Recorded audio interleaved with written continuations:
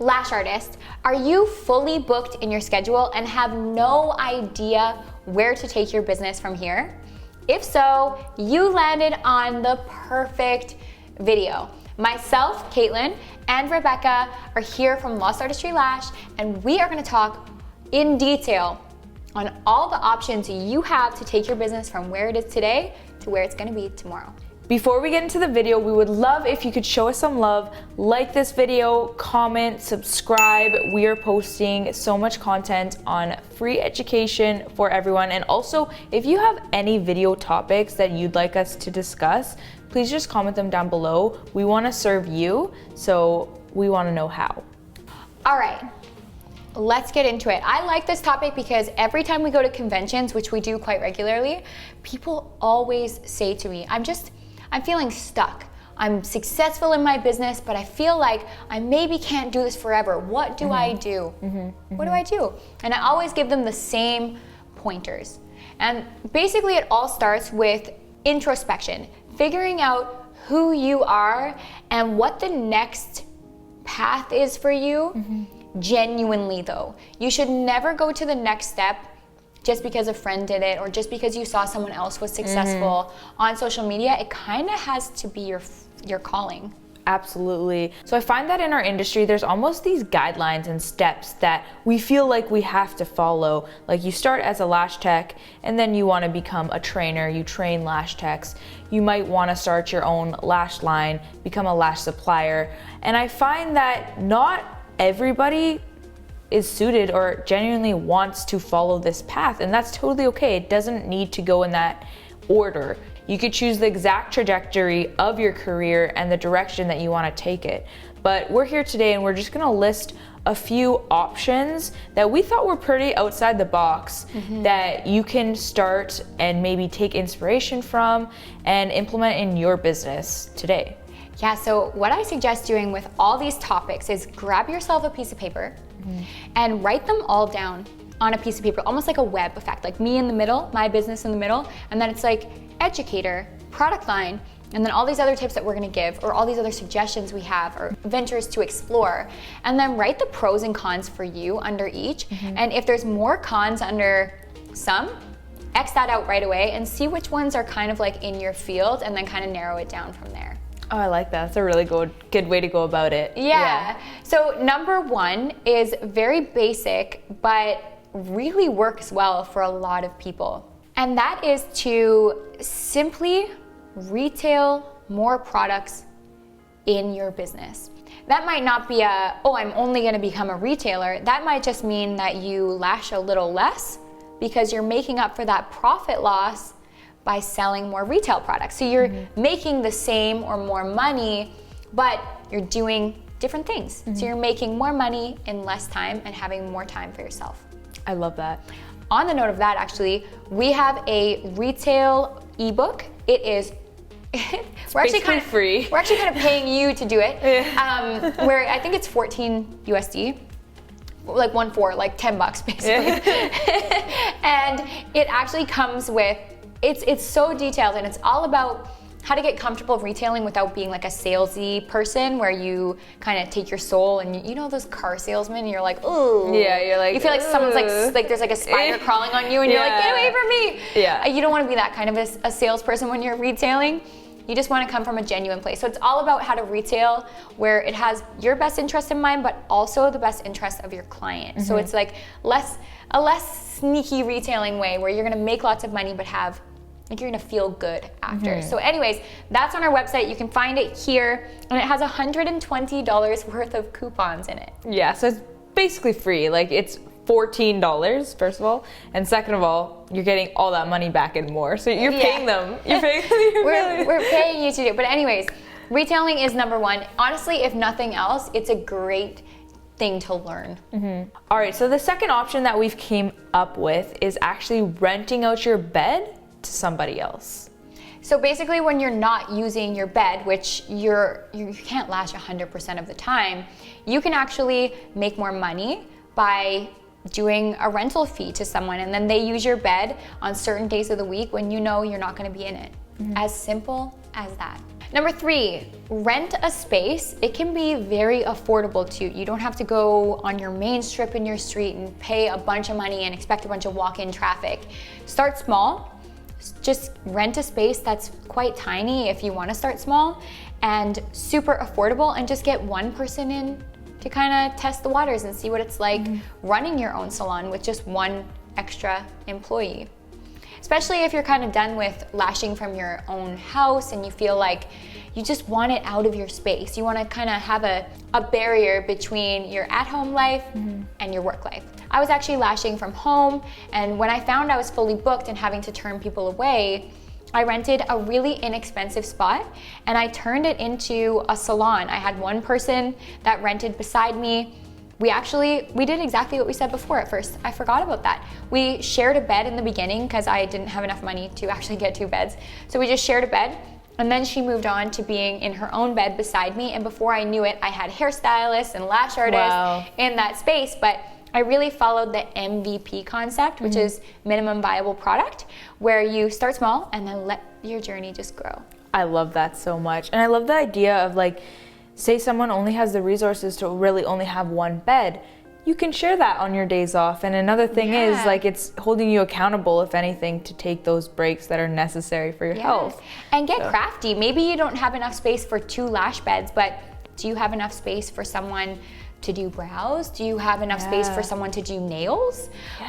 You can get other people in who aren't necessarily lash techs, but they use the same equipment, or you have enough space for whatever service they provide. I love that. So another option that you can kind of steer towards is trainings. So if you're looking to becoming a lash trainer and you feel like you're at a point in your lash career where you've proven to yourself that you can do X, Y, and Z, and you feel so confident in your skill and you want to actually share that skill with other people, then I feel like this would be a great step for you. Also, being able to create a curriculum from scratch and putting it out there and giving back and showing other people your artistry, I find that would be a really beautiful thing to do. And it's also kind of creating more diversity in your schedule where you're not just lashing all the time and you're also training. When it comes to training too, I think a lot of people think, well, I have to train beginners.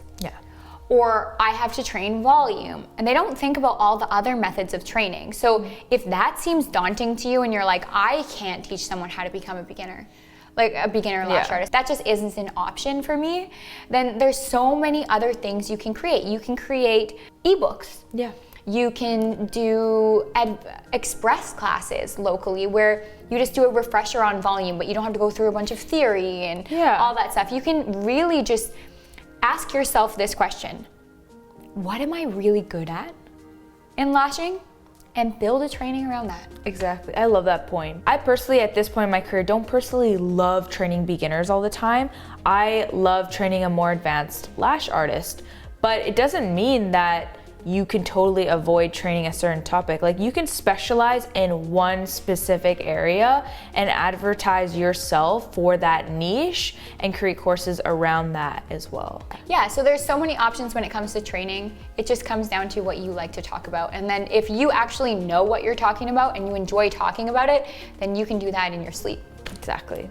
On that note, if you feel like you have it in you to become an educator, you just need someone else to make the manual because either you have no time or you have no desire or you need some structure and you don't feel like you can create that on your own.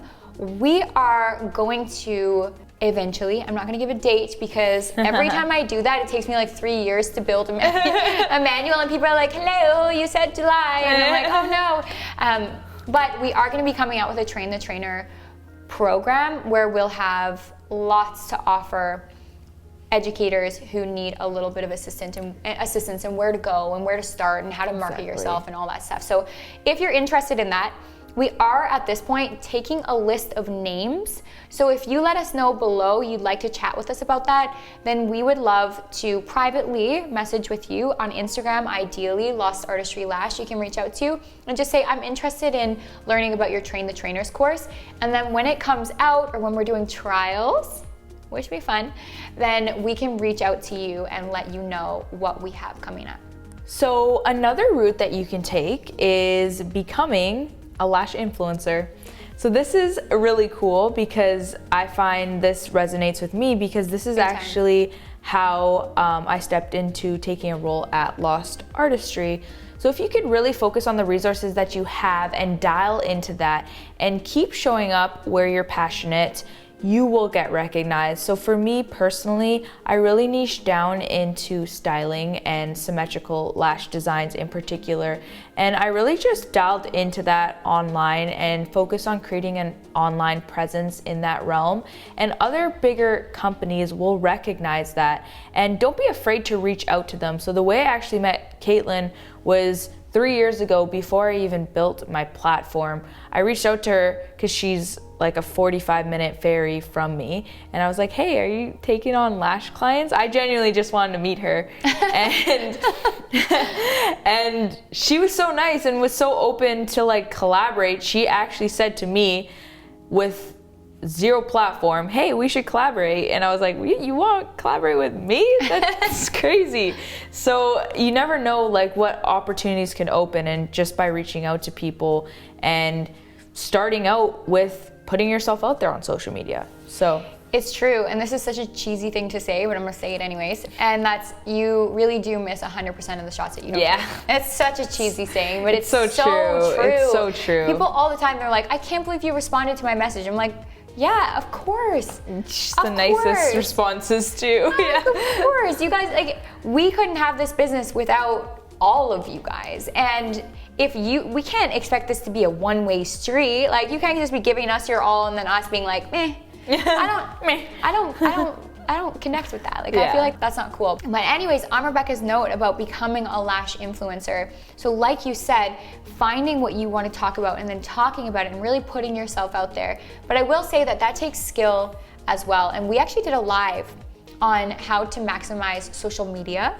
This was a while ago, but I'll be able to dig up the link. If you guys want it, you want to see a little bit about how we have grown our platforms, then reach out. We're so happy to help you out because it really does take strategy as well. But the nice thing is that once you build that platform, and it's hard to get to 10,000 followers, but once you get after that, it's like boom, boom, boom, boom. Yeah. It's so much easier, and companies really will recognize you, but it's not gonna happen tomorrow. It does take an effort to build that following for sure. So the next one is starting your own product line.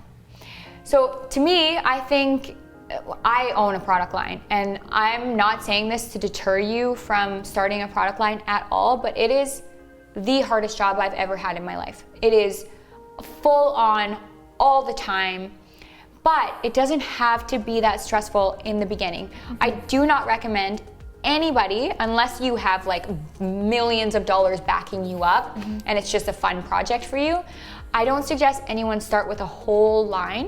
What I suggest doing, and a nice way to dip your toes in and see if it's for you, is if you start with just products that you really resonate with. And if you can successfully sell those, then you're still following that MVP concept where you didn't put all your eggs in one basket, and then if it fails, you're like, oh no, the sky is falling. Instead, if you can sell those, then you slowly will start selling more and more and more. That's what we did. A lot of you don't know this, but we started only selling pre-made fans. Wow. Yeah, and now we have one of the biggest ranges in the world, which is crazy, but it slowly happened. Did not happen overnight. I love that. And I totally agree with Caitlin in the sense where even like I have a small product line, but I don't even have a desire to start a lash product line because I'm so obsessed with, per se, the Lost Artistry lashes, where I don't have a desire to, but maybe, releasing a sleeping mask is more up my alley and it's still within the lash realm. So there's ways to go about it where you're still, releasing a product you're super passionate about and it's still identifiable and different. And, you're still supporting other brands and you're using the products you love still. Exactly. So it's easy to sell something when you genuinely love it because you're not selling then, you're just talking about something, Exactly. It's easier to talk about something than to be inauthentic, and social media can see through your inauthenticity. So start with something that you love if you want to start a product line, and then let it grow organically. And then another thing you can do is retail products for brands like ours. Let's say you wanted to bring Lost Artistry Lash into your town because you know there's nowhere that people can go where they can just stop by and pick up a glue on their way home from work. You can become that without having to go through this whole manufacturing product and sell the products that you know and you love without having to design your own. So if that's something that you're interested in and you love and vibe with Lost Artistry, you can always reach out to us and ask us all about becoming a retailer. That's an option as well. I love that. So there's so many things that you can do to take your business to the next level. Now it's up to you to decide which path is the right path for you. And if there's something else that you connect with, you feel like other people would like to hear about that has worked for you or is really calling you in the lash industry, comment it below. We'd love to hear all about it. Okay guys, so that sums up today's video. If you liked it, again, don't forget to like, comment, subscribe, leave us some love. We could not do this without your support. We'll see you next week.